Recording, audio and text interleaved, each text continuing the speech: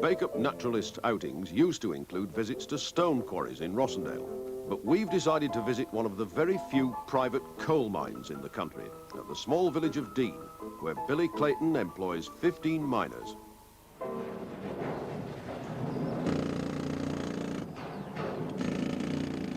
The men that work here, I've known a lot of them. I was in 30 years mining. You know a lot of miners, and they're in the colony. They get good money. They get everything they get there. Well, they're just special type lads. And a lot of them, about 10 of them, were in the pits with me when I started. Each man fills around 18 tubs of coal a day. It's industrial coal. It's not domestic. It's too soft. This is real hard grafting down there. Yeah, it is that. There's something about it, gets in your blood. Yes. So it's the more you graft, the more you earn. Yeah, and these lads, when they're down there, it's like a boxer boxing 3 rounds out when you're finished.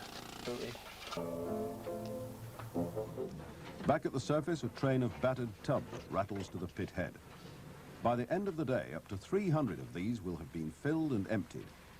Every ounce of the coal will be crushed and sold to local industry. Grimebridge is a privately owned, privately run success story. Using outdated mining techniques, it's making money. Rough-hewn timber is used for the pit props and Ford Cortina brake drums for the tub wheels. But 4 years since Bill's harsh winter have brought one other important change. The mine is now a steady source of work.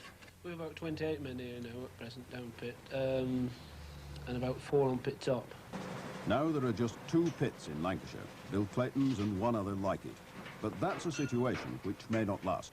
A determined mining lobby is now pressing to get new pits driven and old pits reopened.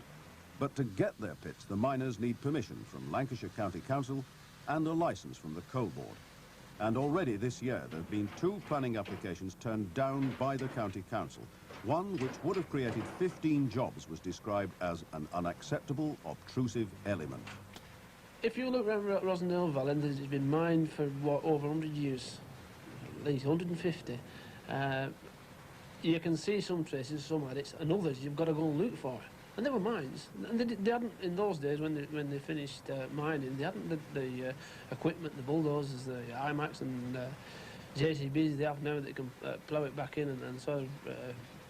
they just used to leave it, and it more or less went back to its natural state itself.